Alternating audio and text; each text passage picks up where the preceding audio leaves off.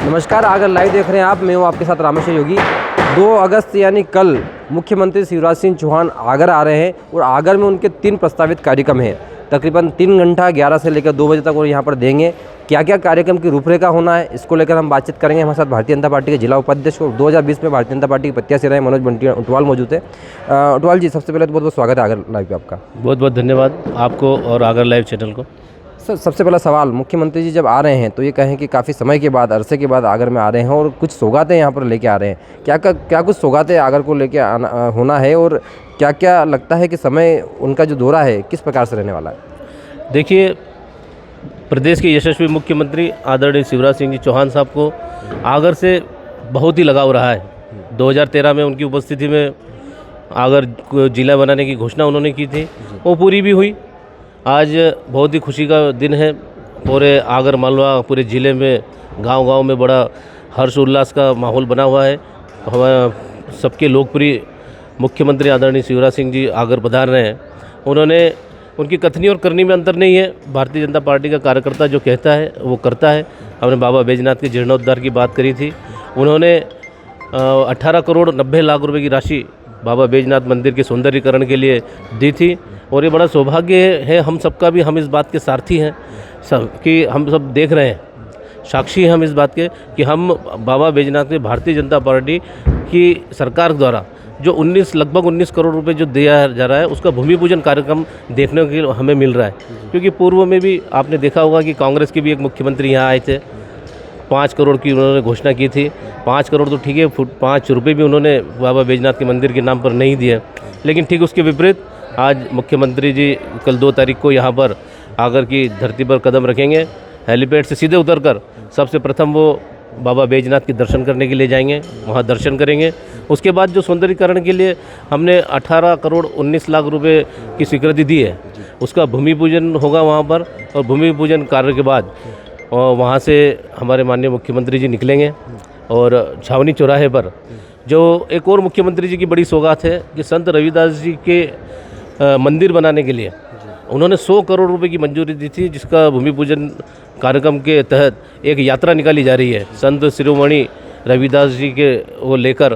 तो वो यात्रा भी 2 तारीख को छावनी नाके पर पहुंचने वाली है। वहीं पर मुख्यमंत्री जी उस यात्रा का पूजन करेंगे और पूजन करने के बाद देवतुल्य जनता आगर मालवा की जो हमारी जनता है उनके जन दर्शन के लिए वो पूरे नगर में भ्रमण करते हुए विजय स्तंभ तक पहुंचेंगे। और वहां के बाद जो कि उनकी पूरे प्रदेश की जो बहनें हैं, जिन्होंने लाडली बहना योजना के माध्यम से जिन्होंने प्रति माह 1-1 हज़ार रुपये देने का वादा किया है, और ये वादा ही नहीं है, अभी तो 2-2 किस्त उनके खातों में डल भी चुकी है। ये योजना भी लागू हो चुकी है। उन्हीं बहनों से वो मिलने, उनसे रूबरू होने यहाँ आ रहे हैं। और उनका एक सम्मेलन में, जो कि हमारे थाने के पीछे जिला पंचायत के पास में एक सम्मेलन रखा गया है, जिसमें सभी लाडली बहनें उपस्थित होगी। इसी स्थल पर यहाँ पर ही अधिक से अधिक बहनें, कल लगभग 1 लाख बहनें एकत्रित होने की संभावना हो रही है। क्योंकि प्रत्येक बहन के मन में बहुत ही उत्साह है कि आज हमारा भाई आ रहा है, आज हमारा मामा आ रहा है, जिसने प्रति वर्ष हमें 1 हज़ार रुपये देने का काम किया है। और अभी तीसरी 10 तारीख आने वाली है, मात्र आज से 10 दिन बाद तीसरी किस्त फिर बहनों के खाते में डलने वाली है। और राखी के उपलक्ष्य में ये 1 हज़ार से बढ़कर 1250 रुपये भी प्रति माह होने वाली है। और ऐसे मुख्यमंत्री को देखने के लिए लाडली बहनें ही नहीं, बल्कि आगर ज़िले के नहीं बल्कि आसपास के ज़िलों से भी लोग बिल्कुल बेताब हैं उनको देखने के लिए, उनसे रूबरू होने के लिए। ये तो आपने बताया कि जिन जिन योजनाओं का वो यहाँ पर आ रहे हैं, उन जिन योजनाओं को लेकर उनकी जो तैयारियाँ हैं वो आपने संबंध जानकारी दी। इसके अलावा भी जो क्षेत्र में कुछ बड़ी ये कहें कि जो 1000 करोड़ से अधिक की सौगात वो ज़िले में देने वाला है, क्या कुछ जानकारी आपके पास है इसको लेकर कि किन किन ये कहें किन किन योजनाओं पर या किन किन घोषणाओं को इसमें शामिल किया जा सकता है? देखिए, ये कांग्रेस की नीति रही है कि काम कोई और करता था। शिवराज सरकार ने जो काम किए थे उनके लोकार्पण और उद्घाटन के नाम पे उन्होंने अपने अपने पत्थर बिल्डिंगों पे चिपकाने का काम करा था। लेकिन भारतीय जनता पार्टी का मामला अलग है। भारतीय जनता पार्टी केवल काम करने में विश्वास रखती है।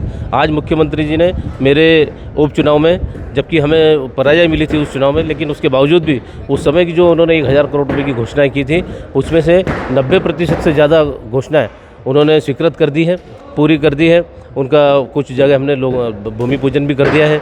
जो चीज़ें बन के तैयार हो गई थी हमने उनका लोकार्पण भी कर दिया है। लेकिन अभी फिर आ रहे हैं, अभी फिर इसी भूमि पूजन और लोकार्पण में वो चीज़ें जोड़ी जा रही है। जैसे कि हमें हमारा कोर्ट परिसर का उद्घाटन नहीं हो पाया था, हमने उस कार्यक्रम को भी इसमें जोड़ा है।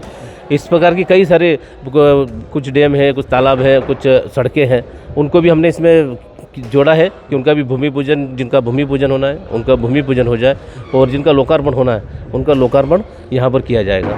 अगर मैं ये कहें कि तमाम देखने को मिल रहा है, लगातार राजनेता यहाँ पर एक्टिव हैं, आप भी कहीं ना कहीं ये कहें कि वर्तमान में फिर से जो आपके कार्यकर्ता देखने को मिल रहा है, कहीं ना कहीं फिर से उम्मीदवारी आपकी लग रही है, लगातार आप फील्ड में एक्टिव है, तो क्या कुछ लग रहा है, कितने जो कार्यकर्ता है किसको इस बार टिकट मिलना है?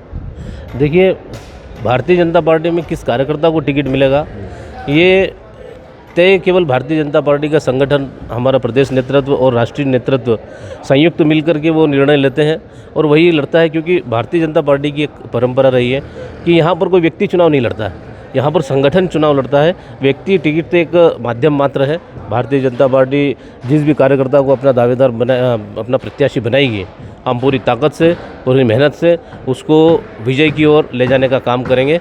पिछली बार जो हमसे चूक हो गई थी, कुछ 1900 वोटों के आसपास हमें पराजय का सामना करना पड़ा था, हम पूरी ताकत से उसका 10 गुना बदला लेकर आगरमालवा में जीत अर्ज करेंगे। तो ये थे हमारे साथ भारतीय जनता पार्टी के जिला उपाध्यक्ष मनोज बंटुटवाल। जैसा कि आप देख सकते हैं कि इस वक्त इन सबने चर्चा करी और पूरी जानकारी इन्होंने दी हमको। आप ये हमारे पीछे देख सकते हैं इस वक्त मंच जो बना हुआ है वो तीन मतलब पार्टों में बना हुआ है। 3 डोम लगाए गए हैं, तकरीबन 80,000 से 90,000 जनसंख्या इसमें बैठ सकती है और कुर्सियाँ बड़े तौर पर लगाई गई है। ये मंच की तैयारी आप देख सकते हैं, इस वक्त मंच पर तैयारी हो रही है, कल तक इसको मूर्त रूप दिया जा सकेगा।